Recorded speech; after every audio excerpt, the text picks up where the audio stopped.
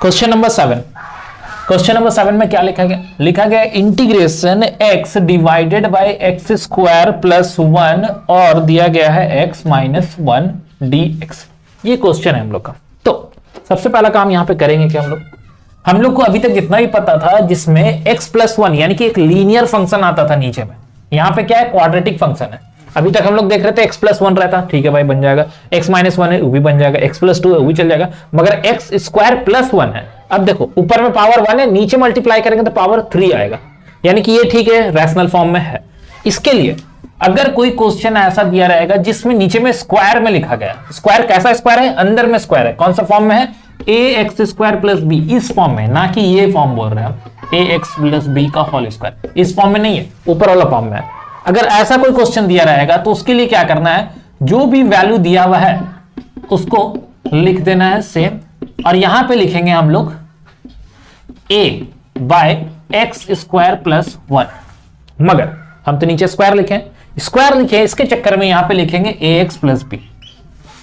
अगर कभी भी स्क्वायर आएगा नीचे में तो ऊपर में ax प्लस बी लिखना है, और अगर क्यूब आ जाता है, जैसे कि नीचे में क्यूब आ जाएगा, तब वहां पे क्या लिखेंगे?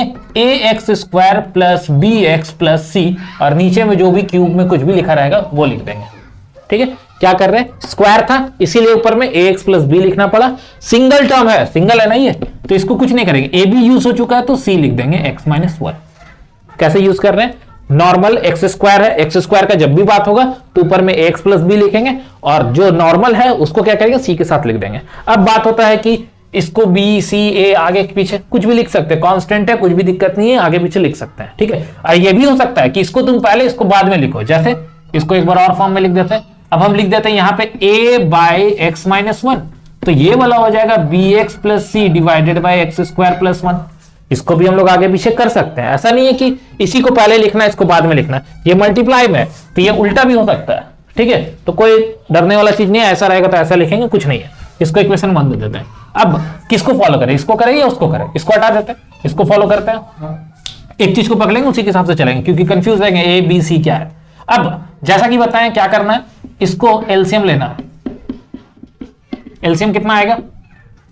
ये है ए एक्स प्लस बी, एलसीएम में आने वाला है एक्स माइनस 1, ये एक्स माइनस 1 इधर आ जाएगा, उस साइड क्या होगा? C with in bracket X square plus 1, और नीचे जो भी लिखा हुआ है वो तो कटने वाला ही है, ये वाला इसके साथ कैंसिल हो जाएगा। बचा क्या? x equal to a x plus b और x minus 1 plus c x square plus 1। ये आके यहाँ पे रुक गए हम लोग। अब क्योंकि हम लोग इसको क्या किए? इक्वेशन 1 लिए हैं, यानी कि इंटीग्रेट करने के बाद यहाँ पे वैल्यू पुट करना है। फिलहाल इसके बारे में बात करते हैं। इसमें हम लोग को 3 वैल्यू है, 3 कांस्टेंट है, ए बी और सी, यानी कि 3 बार निकालना होगा ए बी और सी। तो इसका 2 तरीका। पहला, जैसा कि हम बताए थे, इसको इक्वेट करेंगे 0 के साथ, यानी कि ये जो लिखा हुआ है एक्स स्क्वायर प्लस 1 को इसको 0 करेंगे, तो यहां से x तो निकल नहीं रहा, इमेजिनरी नंबर आ रहा है। क्यों? क्योंकि माइनस हो जाएगा, माइनस 1 को उठा के इधर लेके जाएंगे। ये x square equal to minus 1, तो x का वैल्यू क्या होगा? Root over minus 1। तो हम ये काम नहीं कर सकते हैं, तब हम लोग क्या करेंगे? मजबूरी में सेकंड वाला पकड़ते हैं। ये x माइनस 1 है, यानी कि x का वैल्यू 0 आएगा, तो हम लिखेंगे यहाँ पे व्हेन x इक्वल टू 0। तो जब 0 लेंगे तो क्या होगा? Sorry, x equal to 1, x equal to 1 लेंगे तो यहां मिलेगा 1, यहां लिखे 1, यहां पुट करेंगे तो 1 1 0 खत्म, यहां पुट करेंगे तो 2, यानी कि ये 2c, तो c का वैल्यू आ गया हाफ। चलो एक तो मिला। दूसरा, अब हम लोग के पास कोई ऑप्शन नहीं बचा हुआ है, कोई ऑप्शन तो नहीं है, यहाँ पे आ नहीं रहा है वैल्यू, तो अपने मन से कुछ भी ले लेंगे, जैसे कि x इक्वल टू 0 ले लेते हैं अपने मन से। 0 लो, 1 लो, 1 तो ले चुके हैं, 0 लो, माइनस 1 2 लो, कुछ भी लो। 0 लेंगे तो क्या मिलेगा? ये 0 है, यहां पे देखो ये 0 हो गया, इसका काम खत्म। ये b था, ये भी 0 हो गया, b इसके साथ मल्टीप्लाई होगा तो माइनस b होगा। ये 0 पुट किए यहाँ पे, 0 माइनस 1 माइनस 1 होगा, माइनस 1 जाएगा तो क्या होगा? यहाँ 0 हो जाएगा, ये b, तो सिर्फ माइनस b बचेगा, और इधर भी तो होगा। 0 पुट किया तो क्या बचा? c। तो एक चीज देखने को मिल रहा है, b और c क्या है? इक्वल आ गया यहाँ पे, तो इसका मतलब जो c का वैल्यू आया था वही वैल्यू b का भी होगा। चलो ये भी मिल गया। दूसरा, अब क्या है? व्हेन, अब क्या लिखेंगे? 1 यूज कर लिए, 0 यूज कर लिए, एक माइनस 1 भी ले लेते हैं। चलो ठीक है, बड़ा नंबर नहीं लेंगे, छोटा नंबर से लेके ट्राई करेंगे। यहां माइनस 1 पुट किए, यहां माइनस 1 आया, यहां माइनस 1 पुट करेंगे तो माइनस a हो जाएगा, नेगेटिव a प्लस b का वैल्यू पता है ना, हाफ, ये क्या है -1 तो -2 हो गया। फिर से सी का वैल्यू तो पता है हाफ है, तो हाफ जब पुट करेंगे तो सी की जगह में लिख देंगे क्या प्लस है, सी की जगह में हाफ और ये है -1 तो 1 1 2 हो जाएगा। अब क्या बनने वाला है, यहां पे -1 लिख दी, ये बन जाएगा a माइनस ए, ये अंदर गया दोनों के पास तो यहां लिख देते हैं 2, क्यों -a के साथ जब -2 को मल्टीप्लाई करेंगे तो 2 आ जाएगा और यहां हो जाएगा 2 इसके पास जाएगा तो -1, 2 2 कैंसिल हुआ तो +1, 1 और 1 कैंसिल, a इक्वल टू आ जाएगा -1/2। तो a भी पता चला, b भी पता चला, c भी पता चला। अब अगर a b c पता चल जाएगा तब क्या लिखेंगे, फ्रॉम 1 में क्या लिखा हुआ था, 1 में क्वेश्चन है x² + 1 और x - 1 ax + b divided by x² + 1 plus c divided by x - 1। Value put करते हैं, a का वैल्यू -½ a तो पुट ही कर दिए, x होगा x। b का वैल्यू क्या है, +½ डिवाइडेड बाय x² + 1 और c का वैल्यू कितना था, हाफ, ये भी हाफ हो जाएगा x - 1।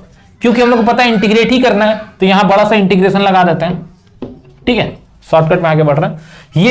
ये दोनों को सेपरेट करेंगे तो सेपरेट करने में पता चलेगा ये है -½ x बाय x² + 1 और ये हो जाएगा हाफ, या dx भी लिख देते हैं, हाफ 1 बाय x² + 1 और ये half dx 1 by x - 1 dx। ये हाफ को भी बाहर करो, -½ integration x divided by x² + 1 dx, यहां पर है हाफ, ये इंटीग्रेशन सुना लग रहा है, tan इनवर्स x का होता है, ये कितना है हाफ लॉग होता है, लॉग में x - 1 + c, मगर ये तो छूट गया अभी, ठीक है।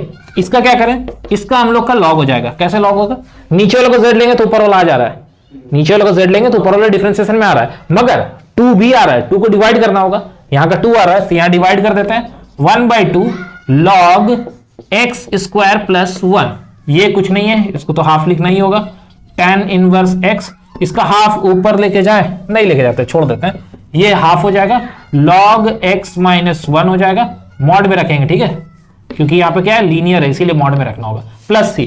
अब क्या करें, एक बार आंसर चेक कर लो, इसको लिख लेते हैं -1/4 log x² + 1, इसको मॉड नहीं भी देंगे तो चलेगा क्योंकि यहाँ स्क्वायर फंक्शन है, plus half tan inverse x -½ log x - 1 + c। ये हम लोग का क्वेश्चन नंबर 7 था।